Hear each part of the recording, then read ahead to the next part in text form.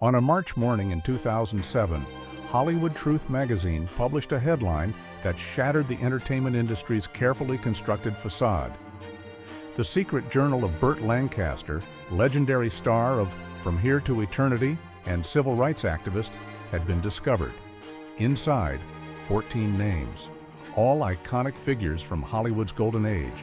Lancaster called them the most ruthless people Hollywood had ever produced. What could drive such a principled man to write this damning final testament? The truth behind Tinseltown's glittering mask was about to be exposed. If you're ready to uncover the dark secrets behind Hollywood's most beloved stars, hit that subscribe button and let's dive into this shocking revelation together.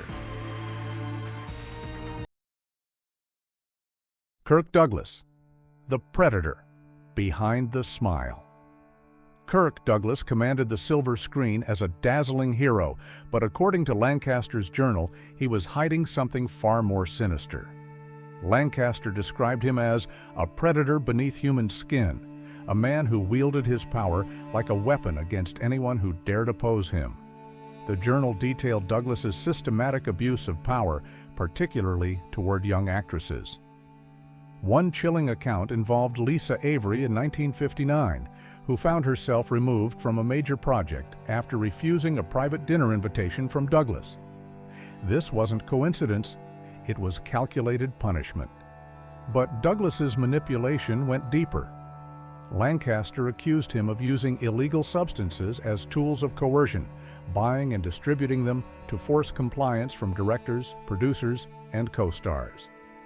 Those who defied him allegedly faced severe consequences: career destruction, dangerous situations where silence became the only path to survival. The journal painted Douglas not as the heroic figure audiences adored, but as a monster who crushed anyone threatening his reign. His charm was merely camouflage for a ruthless manipulator who understood that in Hollywood, fear could be more powerful than talent. Lancaster's words suggested that Douglas's legacy wasn't built on acting prowess alone, but on the broken dreams of those who stood in his way. Natalie Wood, the master of manipulation. Behind Natalie Wood's delicate beauty and hauntingly sad eyes lay a sharp intellect trained in the art of manipulation. Lancaster's journal revealed a woman who orchestrated elaborate schemes to eliminate competition and maintain control over her projects. During one production, Wood allegedly cornered a fellow actor she disliked, then staged a dramatic fainting spell that halted filming for 10 hours. The producer, under pressure and facing mounting costs, fired the targeted actor. It was theater within theater, Wood performing her greatest role off camera. Her manipulation created an atmosphere of terror on sets where colleagues walked on eggshells, knowing that crossing Wood could mean career suicide. Lancaster wrote that she wielded her fragile image as a weapon, using perceived vulnerability to mask calculated cruelty.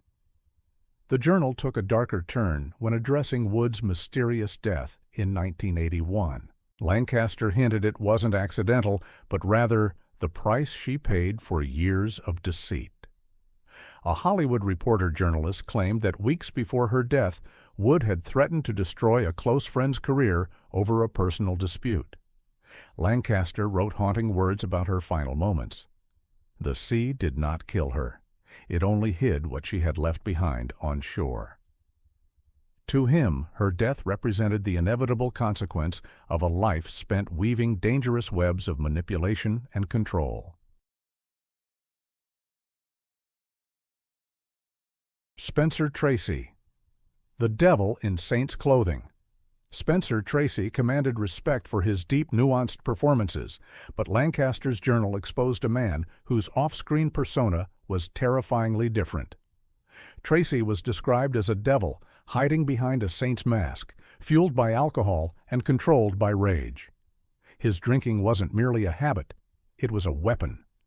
Tracy used alcohol-fueled intimidation to control those around him, creating an atmosphere of fear that followed him from set to set. The journal detailed incidents of sexual assault and physical abuse, sometimes occurring in full view of crews too terrified to intervene.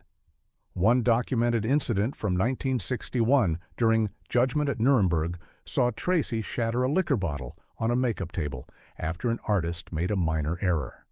The violence wasn't spontaneous. It was calculated intimidation designed to establish dominance. But Tracy's cruelty extended beyond physical violence. Lancaster wrote that he invaded co-stars' privacy and used psychological manipulation to maintain control. He could play the beloved figure publicly while privately threatening suicide to force compliance from colleagues. The journal portrayed Tracy as a master of duality, capable of moving audiences to tears with his performances while simultaneously terrorizing those who worked alongside him. Lancaster suggested that Tracy's greatest acting achievement wasn't captured on film. It was convincing the world he was anything other than the monster he truly was. Elizabeth Taylor, the calculating queen. Elizabeth Taylor's legendary beauty and tumultuous love life captivated the world, but Lancaster's journal revealed a calculating manipulator who orchestrated both her career and personal relationships with ruthless precision. During the filming of Cleopatra in 1962, Taylor reportedly locked herself in her dressing room for 14 hours because a co-star wore a dress in the same color as hers. When the director pleaded with her to return, she threw wine in his face, freezing the entire crew in shock. This wasn't a diva's tantrum, it was a calculated power play. Lancaster wrote that Taylor's marriages weren't romantic fairy tales, but strategic transactions designed to accumulate power. From Mike Todd to Richard Burton, she used relationships as leverage, bending Hollywood producers to her will through carefully orchestrated manipulation. The journal detailed how Taylor controlled Burton's career during their marriage, using their relationship as a weapon to force industry compliance. Her beauty was merely the surface of deeper ambitions. She weaponized love itself to build an empire of influence. Lancaster described Taylor as a master chess player who moved people like pieces across a board. Her legendary fights with Burton weren't passionate outbursts, but calculated performances designed to maintain public fascination while concealing the cold, strategic mind that truly drove her every move. Mickey Rooney, the smiling sadist. Mickey Rooney's cheerful screen presence and approachable demeanor masked what Lancaster called an unthinkably cruel nature. The journal revealed a man who found sadistic pleasure in psychologically destroying others, particularly those who couldn't fight back. Rooney allegedly delighted in humiliating background actors in front of entire crews, mocking their appearance, clothing, or performance over trivial details. Lancaster wrote that he enjoyed watching his targets crumble, smiling as if he'd won some twisted victory. This wasn't casual cruelty, it was deliberate psychological torture. The pattern continued in his personal life. Lancaster alleged that Rooney treated his wives as servants, controlling their every move through fear and violence. His 8 marriages weren't romantic failures, but documented cycles of domestic abuse, where he systematically broke down his partners until resistance became impossible. One particularly disturbing account from 1970 described Rooney slapping his wife on a film set for being behind schedule, leaving her both physically and emotionally scarred. The public saw these incidents as marital troubles, but Lancaster recognized them as evidence of systematic abuse. The journal portrayed Rooney's long list of failed marriages not as heartbreak, but as a record of domestic terrorism. Each relationship followed the same pattern: charm, control, abuse, and abandonment. Lancaster wrote that Rooney's greatest performance was convincing the world he was anything other than a predator. James Stewart, the judging manipulator. James Stewart embodied American virtue in films like It's a Wonderful Life and Mr. Smith Goes to Washington. But Lancaster's journal exposed a cold, calculating manipulator who used moral authority as a weapon against colleagues. Stewart's cruelty was subtle, but devastating.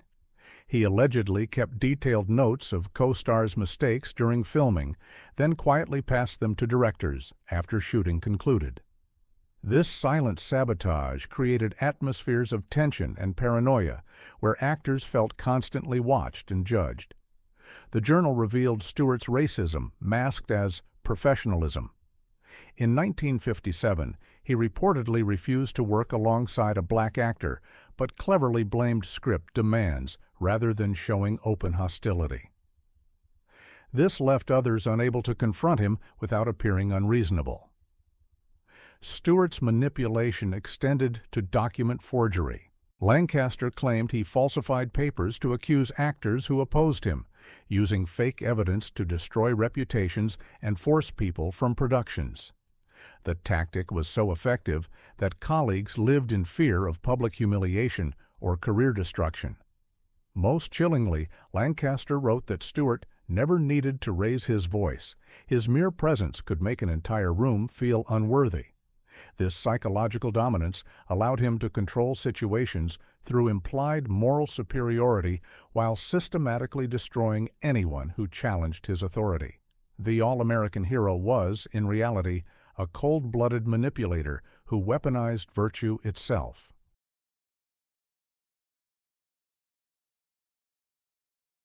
Marilyn Monroe, the fragile tyrant. Marilyn Monroe's public image as a fragile, tragic figure masked what Lancaster described as a calculating bully who used perceived vulnerability to terrorize colleagues and studio executives into submission. During Some Like It Hot filming in 1959, Monroe would vanish from sets without warning, leaving entire crews stalled for hours while productions hemorrhaged money. Lancaster wrote that this wasn't unprofessional behavior. It was deliberate psychological warfare designed to establish dominance through chaos. Her manipulation extended into personal relationships. The journal detailed a 1961 affair with producer Jack Warner that Monroe weaponized for career advancement. When Warner suggested she work with another actor, she staged an intense emotional breakdown, forcing him into decisions that benefited only her while damaging others' careers. Lancaster portrayed Monroe's famous emotional instability not as mental illness, but as performance art, calculated displays designed to guilt others into compliance. Her tears were weapons, her fragility a facade that concealed a ruthless ambition that destroyed anyone standing between her and her goals. The journal suggested that Monroe's tragic death wasn't the culmination of a troubled life, but the inevitable result of a woman who played with fire too long. Her legacy of beauty and sadness concealed the wreckage of careers and lives she'd systematically destroyed through emotional manipulation and manufactured vulnerability.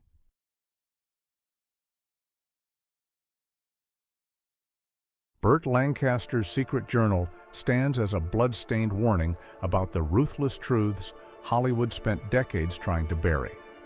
These 7 figures, beloved by millions, celebrated as American icons, allegedly built their legends on foundations of fear, manipulation, and calculated cruelty. The journal forces uncomfortable questions. How many careers were destroyed in silence? How many victims suffered without voice? How many monsters smiled for cameras while terrorizing those who couldn't fight back? Lancaster's testament suggests that Hollywood's golden age wasn't just an era of cinematic achievement. It was a period when power corrupted absolutely, and the entertainment industry's silence enabled predators to flourish. Perhaps the most chilling revelation isn't what these stars allegedly did, but how successfully they concealed it. Their public personas became their greatest performances, convincing the world they were anything other than the monsters Lancaster claimed them to be.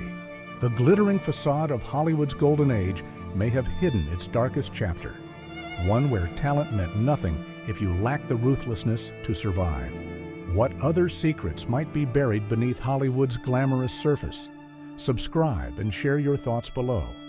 because sometimes the most important stories are the ones they never wanted you to hear.